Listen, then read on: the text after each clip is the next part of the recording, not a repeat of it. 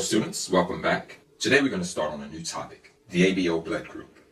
There are two blood groups in an anatomy and physiology course, which are of clinical significance. These two groups are the ABO blood group and the RH blood group. We may or may not cover the RH blood group.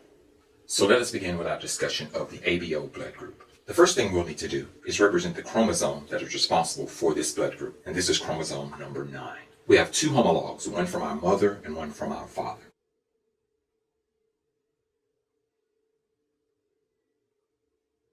Shown here are homologs of chromosome number 9. One comes from the mother and one comes from the father. At a corresponding location on each of these chromosomes is the location of the gene responsible for the ABO blood group.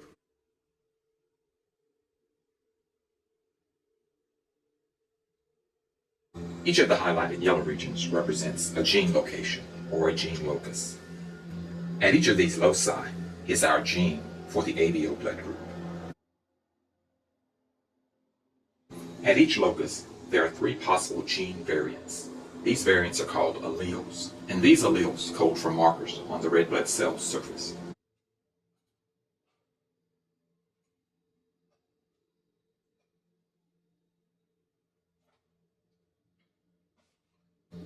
Shown here are the surface markers that result from the 3 possible gene variants, or alleles. Here we have the A surface marker, the B surface marker, and no surface marker. These surface markers are known by 3 different names: antigens, agglutinogens, and isoagglutinogens.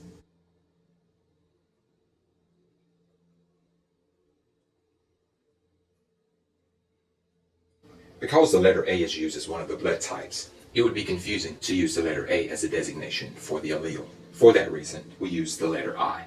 And so for these 3 alleles, we have isoagglutinogen A, isoagglutinogen B, and no isoagglutinogen. Alleles IA and IB are codominant, and the small letter I represents the recessive allele, which gives no surface marker. Each gene locus on chromosome 9 can be represented by one of these alleles. These are the 3 possible alleles. We can represent the combinations of these alleles in different ways. I've already drawn a 5x5 table, so I'm just going to bring that in here. Let's first show our headings. Across the top, we'll show the blood types, and along the sides, we'll show the characteristics.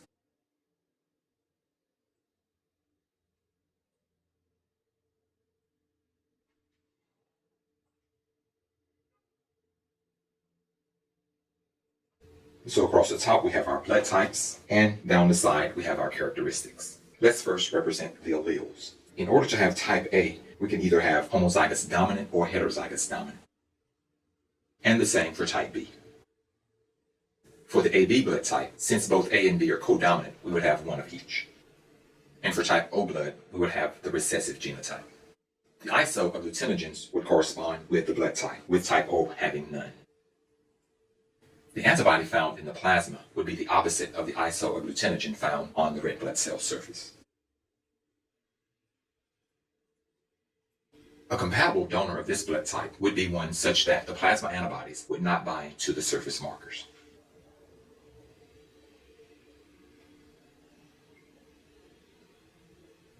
Note here that if you have AB blood type, you can receive blood from anyone, so AB is known as a universal recipient. Also, if you have O blood type, you can only receive blood from an individual who has O blood. However, you can donate blood to anyone since your blood has no surface antigens. So O blood type is known as a universal donor.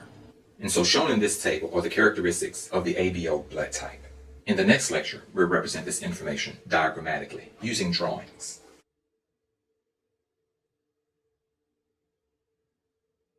This concludes our introductory lecture to the ABO blood group. As I mentioned before, in the next lecture, we'll represent this information in a more visual way. And so that concludes this lecture.